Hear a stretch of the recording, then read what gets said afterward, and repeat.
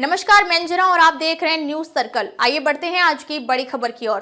ब्रह्मपुत्र को यूं ही नहीं छोड़ सकते। तिब्बत में चीन पर नकेल कसना जरूरी। भारत के पास आखिरी उपाय यही है। चीन ने तिब्बत में दुनिया के सबसे बड़े जल विद्युत परियोजना पर काम शुरू किया है। यह सामरिक और भौगोलिक रूप से अकेले भारत के लिए चुनौती नहीं है।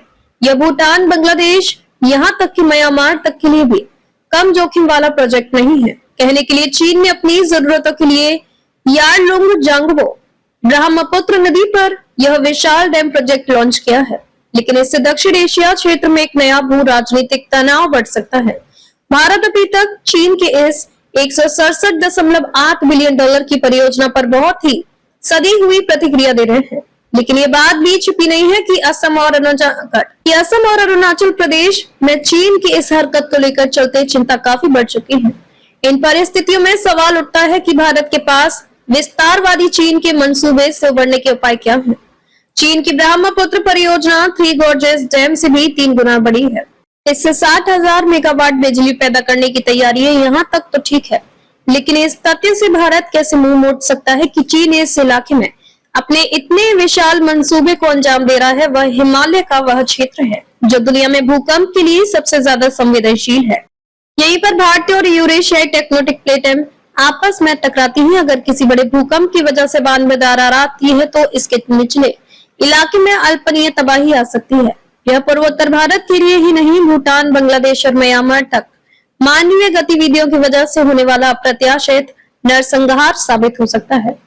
ज्यादा दिन नहीं हुए हैं, अरुणाचल प्रदेश के मुख्यमंत्री पेमा खांडू चीन के इस प्रोजेक्ट को क्षेत्र के अस्तित्व के लिए खतरा और वाटर बम बता चुके हैं। उनकी आशंका बेवजह नहीं है। उनके मुताबिक यह प्रोजेक्ट सियांग बेल्ट में तबाही ला सकता है। वो कह चुके हैं कि कोई नहीं जानता कि चीन क्या कर सकता है, लेकिन बड़ा सवाल है कि भारत के पास विकल्प क्या है। तिब्बती अभी चीन के स्वामित्व में है। भारत ने कूटनीतिक तौर पर भी सिर्फ इतना कहा है कि चीन निचले क्षेत्रों के हितों का ध्यान रखे। दूसरी तरफ चीन का कहना है कि यह प्रोजेक्ट उसके अधिकार क्षेत्र में है। अलबत्ता उसने भारत और बांग्लादेश के साथ उचित बातचीत करने से इनकार भी कर दिया है। कुछ एक्सपर्ट्स जो चीन की विस्तारवादी नीति से परिचित हैं और उसकी चालबाजियों को समझते हैं, उनका मानना है कि भारत को अपनी चिंताएं खुलकर जाहिर करनी चाहिए। इससे हाइड्रोलॉजिकल और ऑपरेशनल डेटा मांगना चाहिए। इस तरह से कुछ विशेषज्ञों की राय है कि भारत को इस समस्या से निपटने के लिए कूटनीतिक हथियार का इस्तेमाल करना चाहिए।